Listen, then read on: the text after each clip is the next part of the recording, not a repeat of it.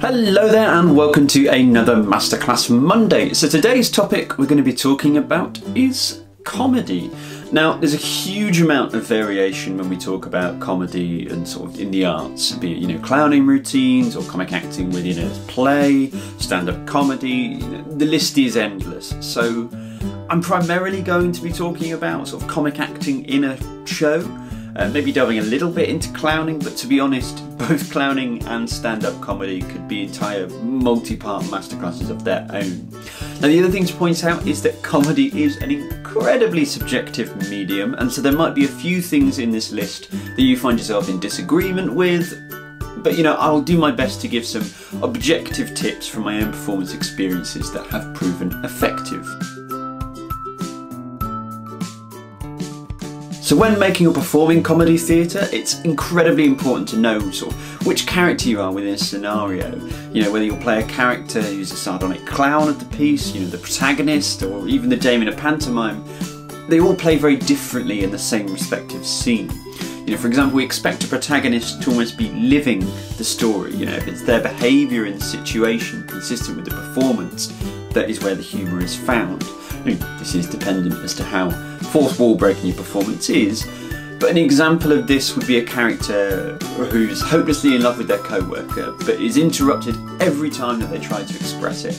The protagonist's job to make the scenario funny is to play the situation not for humour but sort of the pathos.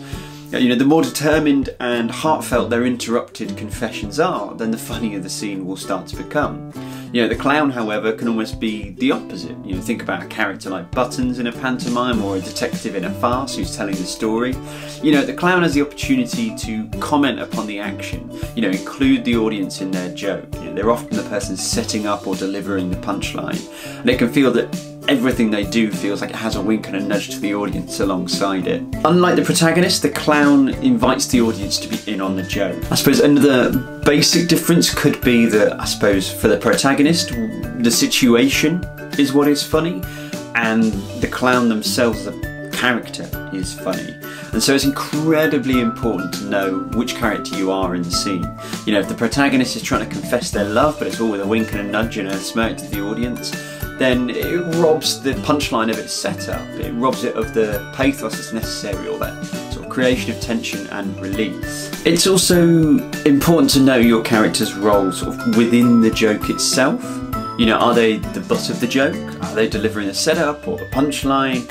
An example of this might be that a dame is undoubtedly a clown character, but actually is often the butt of the joke, and sometimes even the butt of their own joke.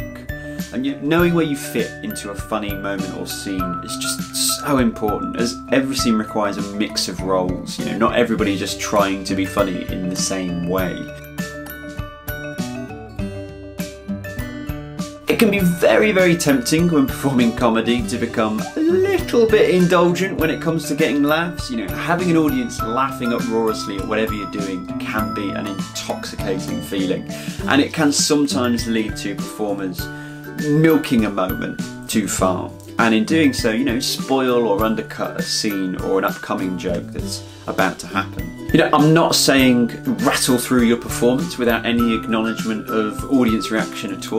That give and take of finding which parts of a show your audience are enjoying is, part of being a good comic actor. But when faced with laughter, adding a little extra to build on top of what's already funny can be brilliant, but then you need to let it go.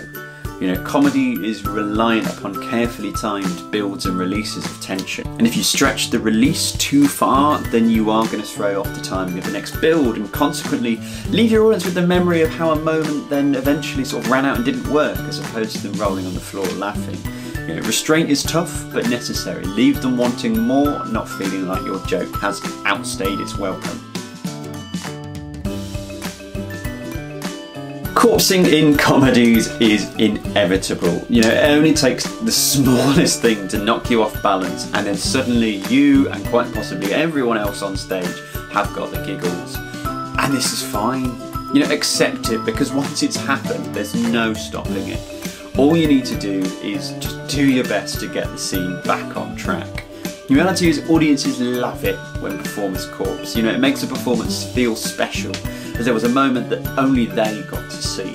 You know, it's why actors in pantomimes and many comedy shows, you know, they become incredibly good at pretending a corpse moment has occurred naturally when actually, you know, it's written into the script. That said, try not to milk a corpse or force one. The magic of it fades quite quickly, and to be honest, the biggest source of humour from corpsing is watching people try to keep things going. So make sure, just do your best to get it back on track, but don't be punishing yourself or feeling annoyed when it occurs. It is a wonderful, wonderful truth that not everyone is the same kind of funny. You know, no one's entirely unfunny. It's just they haven't found how they are funny yet. You know, you might not have a great sense of comic timing or be able to deliver that classic wink and nudge to the audience like someone else can, but you might instead be a great physical clown, or you might be able to make your face and body do hilarious things, or you might just be excellent at pretending to be oblivious to a situation. You might even find that you're excellent at being entirely unfunny. You know, deadpan humour is a huge thing in theatre. Yeah, it's a good thing that nobody's great at all kinds of comic characters or styles of comedy, because if they were, it'd be dreadfully boring. So if you're first starting out in sort of comic performance, you'll find what works naturally for you, what plays to your strengths. You know, variety is the spice of life in a theatre cast. No one wants you to be emulating what someone else is doing. Now this tip is short and sweet, but it is imperative that you understand why each joke or punchline in a script is funny. You know, this is so you can deliver the moment properly and to great amusement. You know, it's important to A, know the structure of the joke, you know, i.e. what is the setup, what the punchline is, where the punchline in the moment is, and then why it is funny. And B, is the moment drawing on anything to be funny? Is it a particular character or an utterly bizarre situation? Is it drawing on something that we all know and understand, you know, something that we recognise from our own lives, and then reversing expectations? It's critical that you know this, as many early performers can fall into the trap of delivering setup like it's punchline, hitting the punchline too early, and then treading water for the rest of a moment as the tension has already been released, or just delivering what's a situational joke in the style of it being a knowing joke. You know, if you're working with a pre-written script, unpick every moment of comedy so that you're able to get the most out of it and be hitting those sort of comic beats correctly. Finally, one of the best and worst things about comedy theatre is that every audience is different. This means that every single time you perform the show, you're going to get a different response. You know, a joke that got a full-on round of applause one night may well get an incredibly subdued response the next. With this in mind, it's critical that you don't try to, I suppose, anticipate a laugh. Nothing hurts more than sort of setting up a big joke, big wink, turn to the audience, and there's nothing given in response. So save yourself the pain and avoid anticipating audience reaction for any of the moments in your show. But that said, it's important to remember the fact that every audience is different is a great thing, and it provides unexpected moments of hilarity and enjoyment. You know, it means that some nights you get audiences that absolutely love your character, or one audience member happens to find a moment absolutely hysterical which just sets the whole audience and actors on stage off again. You know, the constant change in audience is something that is brilliant once you tap into it. And once you've gained a decent amount of experience, and perhaps you're in a cast you know well, you will find yourselves naturally making those sort of small gentle adjustments to jokes to maximise the fun from the ones that the audience are enjoying, and, you know, breezing past those that they don't. Meaning that eventually you'll get to a point where you can almost always feel like you're having a great show. It's part of the fun, that spontaneity, and it keeps the show alive when you're doing a very long run. So enjoy the fact that every audience is different. So thank you for watching this week's masterclass. I hope it has proved useful for you, or at least as a bit of an introduction to the idea of comedy.